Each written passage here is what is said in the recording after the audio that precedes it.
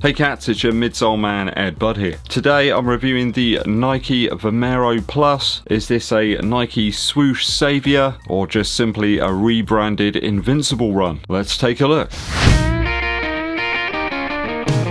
Thanks for tuning in, people. It is always appreciated. Do hit that subscribe button and give this video a thumbs up, like too. Help the channel out with a comment as well below. Dankeschön. This is the VOMERO Plus from Nike. It's a shoe that I've bought with my own Earth credits. I think it set me back about 135 of them. The retail price though is $155. It's kind of like an upgraded VOMERO 18. I did review that shoe a little bit earlier this year. A link is in the description and on screen right now. So is this Nike's Swoosh Saviour for the year or just simply a rebranded Invincible Run? Let's find out. Stats wise, I've got 338 grams or 11.9 ounces here in my UK 11, US 12. So when we compare that up against the VOMERO 18, I had about 356 grams there at 12.6 ounces. So yeah, it's quite a weight saving here. It's not substantial, but it definitely feels a little bit lighter on foot. A similar stack of foam here though. I've got 48mm in the heel and about 40mm up front, making for an 8mm drop, so it isn't far off what I had in the VOMERO 18. Slightly more aggressive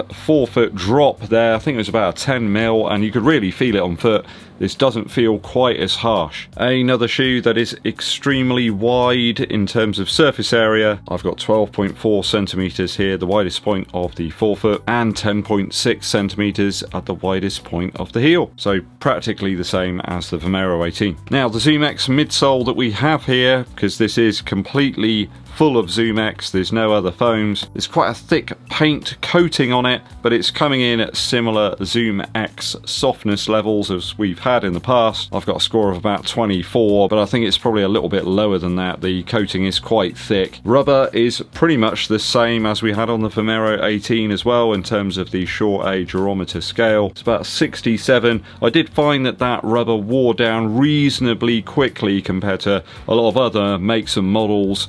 Some of the ASIC stuff and the Adidas stuff just goes on for ages without any initial wear. Starting with the upper first, I'm getting a lot of Air Max 97 vibes here from the VOMERO Plus. Certainly with these sort of stripes going around the shoe, it really does look like that sort of classic running sneaker from 97. The upper's still plush here, but not quite as much as the VOMERO 18. Got a quite nice wide toe box here, which isn't something we always get in Nike shoes. There's no internal gusseting on the tongue in the VOMERO Plus, as opposed to the 18. I found even in some 30-degree temperatures the other day, it wasn't too hot. I'm not saying this is the most breathable shoe in the world, but it's certainly better than the 18. If you want like a real slimline, breathable shoe, get like the Adidas Adios 9 or something, okay. I'm not sure why they've put these reflective overlays here. It does remind me of the original version of the Invincible Run.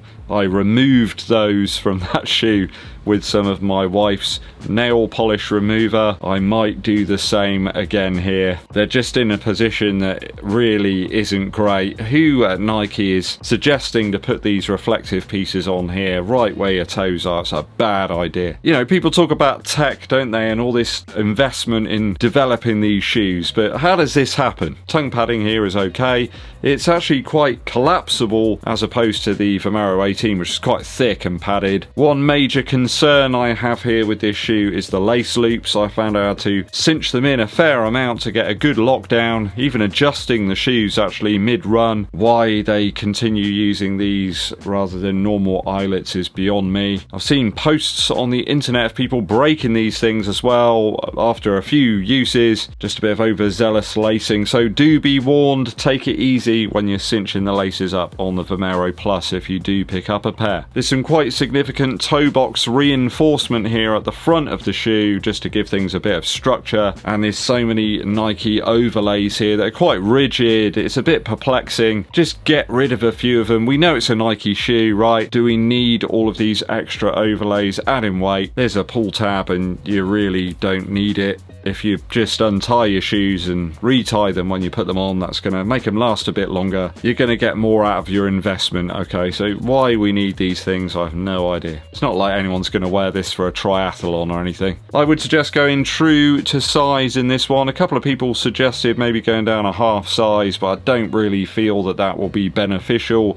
The length of the shoe is spot on. Toe box height is reasonable as well, though there is a slightly more present taper on either side of the toe box, a bit reminiscent of some of the Puma shoes from a few years ago, though that's not the case with Puma now, right? So a slightly better lockdown on foot than the VOMERO 18. It just does still feel a little bit overdone when it comes to the upper. They could have removed a few elements here and brought the weight down a little bit more. I'll give it a 2.6 out of 3 so far for the upper, but I'm worried about those lace loops. Midsole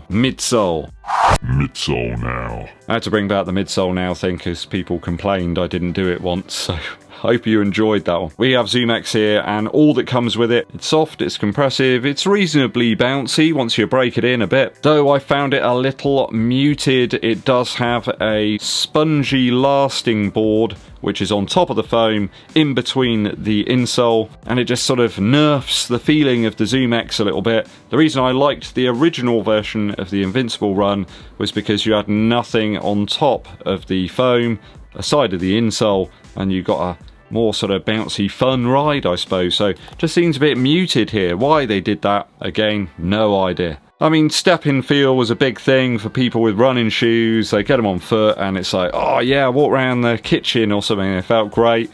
I found the shoe breaks in a little bit over time. It's slightly softer than it was out the box, but not a lot. Don't think it's a patch on the first two versions of the Invincible Run, personally. I mean, that's Nike's only sort of maxed out trainer with ZoomX in. I remember customizing that version of the Invincible Run, chopping off some of the foam, and that was like a really great tempo shoe in the end. Ride is okay, it's nice and smooth, I suppose. Doesn't feel sort of too unstable across the whole of the footbeds, reasonably consistent. Found it a bit more fun than the ride in the VOMERO 18, and that's a good thing. I found that one a bit clunky and controlling. This one isn't quite so bad from that respect, and a little bit more versatile, though if you're running anything more than like 200 or 400 meter reps, it just starts to feel like you've got a lot of shoe on foot. So there's a bit more pep there, a little bit more return, a little extra pizzazz. Is it better than something like the midsole on the Super Blast 2? No, I don't think so. That shoe's much lighter than this and it just feels a lot more enjoyable to running. At least this time, the majority of that ZoomX foam is underfoot and it isn't sort of splaying out the sides or at the back as well. Still a decent surface area and removing some of those excess materials. But then again, we're only like sort of 10 or 15 grams lighter than the Invincible Run was, so a little bit more versatility to this shoe's midsole. I mean, it's a 48mm stack for me. That's a lot. Fortunately, didn't get any knee pain or anything that I've had in some of the other max cushion shoes, but I can't say this is something that I would grab for if I'm doing some speed training or like racing or anything like that. Weighty on foot for a stick-thin runner like me, and after a while you really can feel that in terms of trying to keep your turnover quick. Some people have suggested this is like a versatile daily trainer. No idea why they're saying that. I mean, yeah, it's better than the VOMERO 18, but I didn't really think that was a daily trainer. It's just too much to it. I guess this is more like a direct matchup against something like Puma's Mag Max, which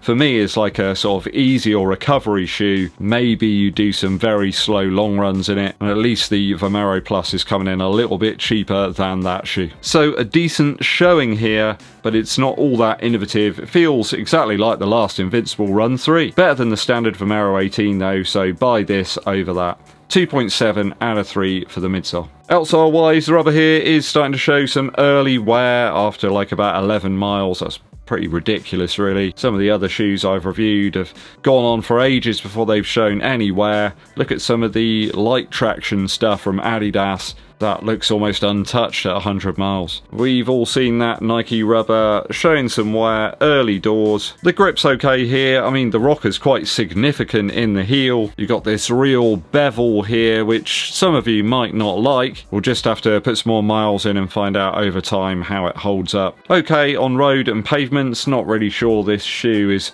ideal for running on any light trails. I would personally stick to more man-made surfaces if you're going to be running in the VOMERO Plus. So quite like the outsole coverage, that's good. There's only a few areas where you've got any exposed midsole foam here that might get damaged, and again there's quite a thick paint layer on that, so I think you'll probably be okay. Thorns are always the problem with PEBA based midsole foams, just seems to sort of penetrate straight through, and they're really hard to get out as well. You have to get the old pliers. So quite like the flexibility of the outsole, but perhaps not the greatest when it came to some very recently wet pavement. Seemed a little bit slippery on that. Give it a 2.6 out of 3 so far.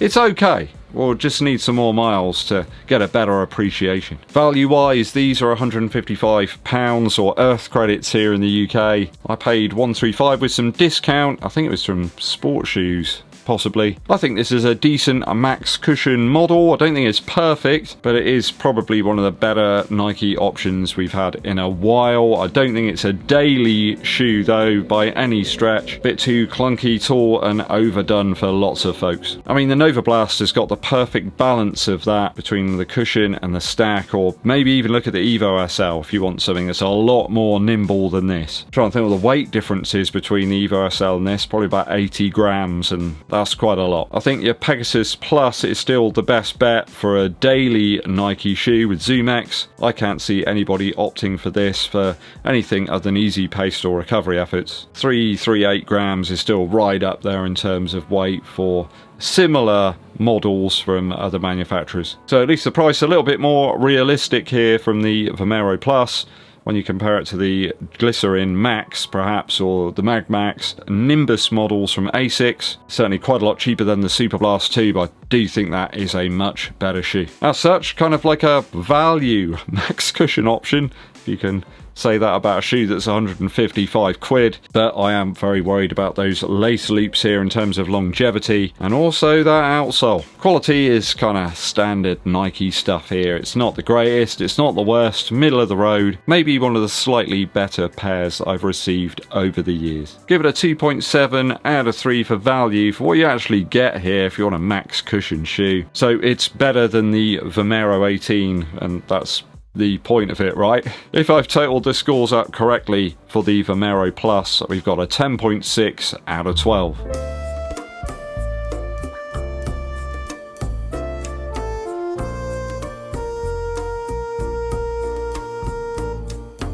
Have you picked up the VOMERO Plus from Nike? Are you enjoying the model? Apparently this colorway here is like a region-specific type one. I don't think it's available like everywhere. I think on the American market you've got some slightly different versions than we got over here in the UK as well. Let me know your thoughts and opinions on this one down in the comments. Musical interlude for you, although it's not a musical interlude, it's Jason King. So if you're short of some material to watch, perhaps there's nobody else that has control over the TV in your house, you should go out and watch Jason King. It's hard to describe this one really. Jason is very suave, he's very sophisticated, he's the sort of guy that smokes perfumed cigarettes. He's a author of like crime novels, but then the crime novels seem to come to life. To be honest with you, most of it's shot, looks like out in the countryside or, you know, in England somewhere. But there's always very outlandish sort of locations mentioned, like Venice and cool places around Europe. Absolutely ridiculous, but a banging theme tune and, you know, one of the coolest guys alive. Jason King, go check it out. Okay, all that's left for me to do is say thank you for watching. Hit that subscribe button and give this video a thumbs up like. Drop us a comment as well to help with that YouTube algorithm. My name's EDDBUD and I'll be seeing you